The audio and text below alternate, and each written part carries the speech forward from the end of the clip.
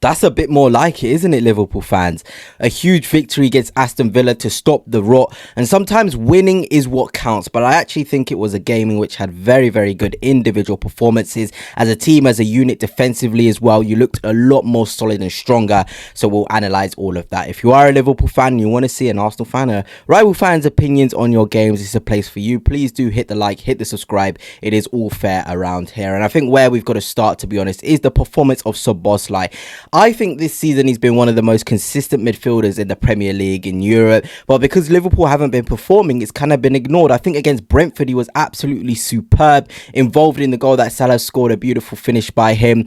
I think, you know, across other games as well, Szoboszlai turned up. When Szoboszlai is really showing it, you know, he stops Liverpool from looking worse than they actually are. Even in the game they won against Frankfurt, he was one of the better players on the pitch, the engine of that midfield. He was getting forward, he was defending as well. He showed his quality through that strike too. I think he was much deserving of the man of the match sort of award today. And in that first half, and the commentary said it as well of the broadcast I was watching, they said that Szoboszlai was the one picking up the ball, taking up responsibility at 0-0. And it's easier to do that when it's 1-0 up or you're 2-0 up. But when it's 0-0, when everything's tense, can you have that responsibility?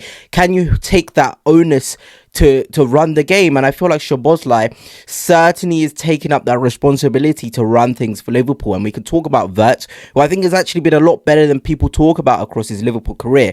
But the way Szoboszlai takes responsibility and wants that ball, it's really, really impressive. And we saw Arne Slot return to what he knew in that midfield three. Gravenberch with Szoboszlai with McAllister. And I think McAllister looked like his best today. He looked really, really good. He looked like he was defending the right spaces. He was strong. Even on the ball, the areas he was picking up was really nice to see. He was spreading the play. He was showing the different types of things that he can do in the midfield. You know, he can contribute a lot to a midfield, and I feel as though this season we haven't seen the best of him. But against Aston Villa, they have a physical midfield. Onana in there with Kamara, then you've got Rodgers as well. It's a difficult midfield to be in, but I really think with McAllister, with Szoboszlai and his running, I mean, did you see Szoboszlai's run towards the end of the game where the ball ended up coming to him, and obviously Liverpool didn't make any of that attack, but the way and the speed that this guy has, it's absolutely insane. And when people talk about Valverde, I almost think Szoboszlai is the better version of sort of Valverde. He's got more strings to his bow. These players who are physical specimens, physical sort of players you can count on, but they've got the technique and the technical quality. And Szoboszlai, certainly he's the sort of player you want to have in your midfield, and he's one of the scariest players. When I think about Liverpool and the title challenge that they can put up, I'm always worried about Szoboszlai. I'm always thinking that's the guy who can really grab Liverpool from that midfield and have those moments of quality. Even his free kick in the first half was really, really good. But yeah, McAllister was strong. Gravenberch as well. It was kind of a difficult start for him. He let his touches run away from him. I feel as though some of his passes weren't to the standards we know that they can be, but ultimately this is a top midfielder. Somebody who was the backbone really of that Liverpool midfield. And when you talk about how good Liverpool were last season, it was all down to Gravenberch as well in terms of the defensive security he gave Liverpool. And today we saw him, as the game grew on, him growing on as well. And the goal he scored almost took the pressure off, and it was really nice little drive from him in midfield and a strike. And that's what we've come accustomed to with Gravenberch.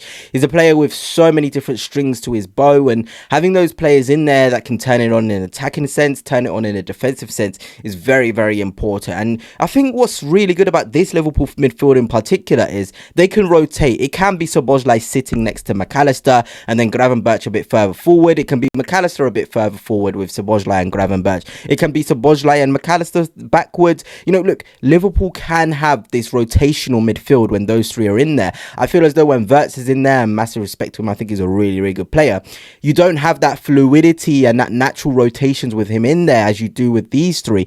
And that just comes with the fact that Wirtz is a attacking midfielder first, and he's predominantly able to operate in those higher areas, and that's okay sometimes. You don't need everybody to be able to do everything, but I feel as though the balance is there when it's these three. And we look towards Real Madrid in the week, and you think these are the three that Arne Slot needs to play. Keep the rhythm, keep the consistency, the momentum that they've got, and you'll be really, really good. I also want to give a shout out to Robertson. I think Robertson was really, really good in terms of going forward defensively. Liverpool just looks so much more safe with Robertson at left back.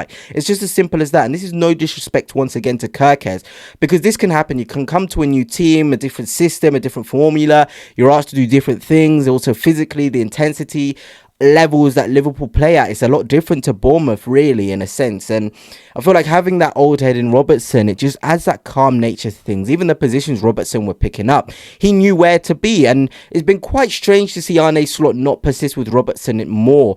And you know, you almost just get recognised in terms of, you get this sort of recognition from Robertson that he's top. He's genuinely top. And today he should have probably got himself a goal, but he's sort of deflected, bubbled up. He couldn't quite get the ball into his stride. But a genuinely positive performance from him. Even Bradley on the other side, I think only when Sancho came on, he looked a little more vulnerable. But against John McGinn, he held his own. 1v1 in the duels, getting forward into really nice areas as well. It was a genuinely very positive performance from him. I like the areas he was picking it up. I like the attacking intent, and it looked a lot more like Liverpool of old. And sometimes you just got to put the guys that know the game. And Hugo Ekitike, probably the best signing Liverpool have made this season. He plays with this arrogance, this composure, this cool thing. He's just really nice to watch as well. I mean, aesthetically, in terms of on the ball, the way he can connect the play, even the goal he scored, which was offside in the end, there's this confidence and this arrogance that he's going to still get his moment. He's still going to contribute. And listen, I mean, the goal that Liverpool eventually scored through Mo Salah, 250 for Liverpool, an incredible feat for him. It was poor from Emi Martinez. But even in the press, you know, you talk about the way that Liverpool rattled Aston Villa. I think they could have got 3 or 4 from that press. And that's just the way Liverpool used to do things. And you saw Gravenberch winning it in the press. You saw Szoboszlai winning it in the press. McAllister as well. And that's the quality you have from that midfield, both in possession, out possession. They can do these things. They can do the way that sort of, not even Klopp, but Slot wanted to play Liverpool this season. And it's just nice from a Liverpool perspective to see a bit of the old stuff coming in. And sometimes, like I've said, just bringing in guys that know what you were, how you were, is enough, you know, genuinely is enough. And happy for Mo Salah in terms of the 250. I think it was a great performance from him. He was even doing some lovely skills out wide, some really nice play. He was strong against Digne. He made it so tough for Digne. His connectivity, his passes as well, the quality on his balls.